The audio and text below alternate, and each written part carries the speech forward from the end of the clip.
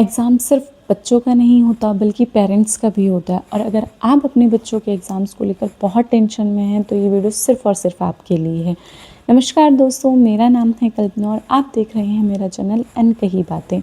दोस्तों, as a parent, as a mother मैं जानती हूँ कि एग्ज़ाम सिर्फ बच्चों का नहीं होता। जब एग्ज़ाम चलते हैं तो एग्ज़ाम घर के माहौल का और सबसे बड़ा टेस्ट पेरेंट्स का होता है, माँ बाप का होता है।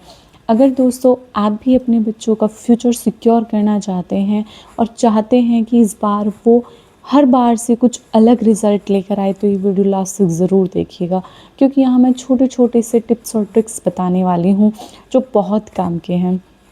दोस्तों, हमारे टाइम में टाइम और माहौल हर चीज़ बिल्कुल अलग थी, लेकिन आज के टाइम में बच्चों का दिमाग, उनकी सोच बिल्कुल अलग है। तो हमें बहुत सारी चीज़ें अलग से सोचनी पड़ती है, क्योंकि हमारे टाइम में पेरेंट्स डांट भी देते थे, मार भी देते थे, लेकिन आजकल बच्चों को ऐसे हैंडल नहीं किया जाता।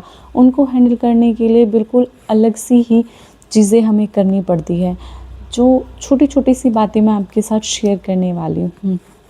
दोस्तों, एग्ज़ाम की टेंशन में जो टेंशन हमें होती है, हम अपने बच्चों के ऊपर इतना ज़्यादा बर्डन डाल देते हैं कभी कभी। जैसे कि शर्मा जी के बच्चे के 95% मार्क्स आए हैं, तुम कितने लेकर आओगे? अगर तुम्हारा रिज़ल्ट ख़राब हुआ तब देखना मैं तुम्हारा क्या करूँगी। और ये छोटी छोटी सी बातें हमारे बच्चे के दिमाग पर इतना प्रेशर डाल देती हैं कि वो अपने एग्ज़ाम से ज़्यादा हमारी बातों से, हमारे रिएक्शन से टेंशन में आ जाते हैं। वो अपने आप को इतना डिप्रेस, इतना फेलियर महसूस करने लगते हैं कि अगर मैं अच्छे मार्क्स नहीं ला पाया तो मम्मा पापा क्या सोचेंगे? अगर मेरे अच्छे मार्क्स नहीं आए या मेरा रिज़ल्ट ख़राब हो गया या मेरा पेपर अच्छा नहीं आया तो लोग क्या कहेंगे? और इन सब की टेंशन में वो अपने एग्ज़ाम के बारे में तो भूल ही जाता है। वो सिर्फ़ और सिर्फ हमारे रिएक्शन की वजह से डर में आ जाता है, अपना पूरा कॉन्फिडेंस खो देता है। तो दोस्तों, एज़ अ पेरेंट हमें चाहिए कि हमें उसके कॉन्फिडेंस को लो नहीं करना बल्कि हाई करना है। उसके अंदर उस डर को भगाना है, क्योंकि हमें सिर्फ इतना करना है कि हमारा बच्चा डरे नहीं बल्कि अपने आप को मोटिवेट रखे। और जिसके लिए हमें चाहिए कि हम अपने बच्चे को डराएं नहीं, किसी से कंपैरिजन नहीं करना, बल्कि हमें उसे बोलना है सिर्फ एक छोटी सी लाइन की, बेटा रिज़ल्ट चाहे जो भी हो बस हम तुम्हारे साथ हैं। और ये एक छोटी सी लाइन उसकी पूरी लाइफ बदल देगी, उसका पूरा रिज़ल्ट बदल देगी।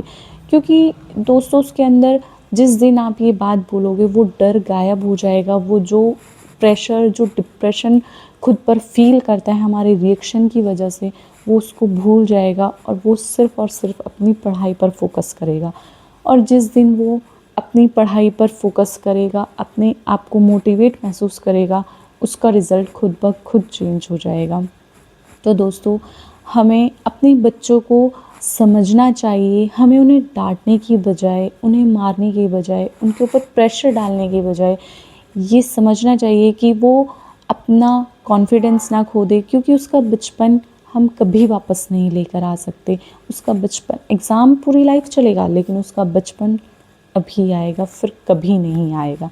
तो दोस्तों, हमें एज़ अ पेरेंट ध्यान रखना चाहिए कि हमारा बच्चा एटलीस्ट हमारी वजह से तो परेशान ना हो, टेंशन में ना आए, खुद को लो फील ना करे।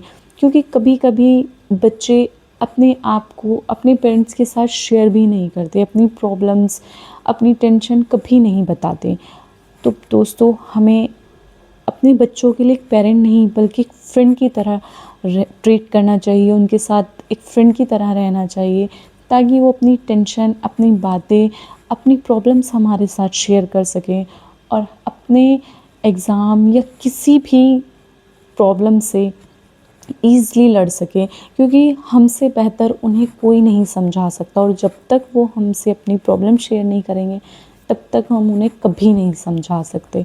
तो दोस्तों, हमें हमेशा सिर्फ़ और सिर्फ यही याद रखना है कि हमें अपने बच्चे का कॉन्फिडेंस खोना नहीं है बल्कि उसके अंदर कॉन्फिडेंस बूस्ट करना है। जिसके लिए हमें याद रखना है, ना ही तो हम अपने बच्चे को कभी किसी से कंपेयर करेंगे, ना ही हम उसके कॉन्फिडेंस को लो करेंगे, उसको डांटेंगे, बल्कि उसको समझाएंगे और ध्यान रखेंगे कि इस बार हमें उसे प्रेशर में नहीं बल्कि कॉन्फिडेंस में लाना है।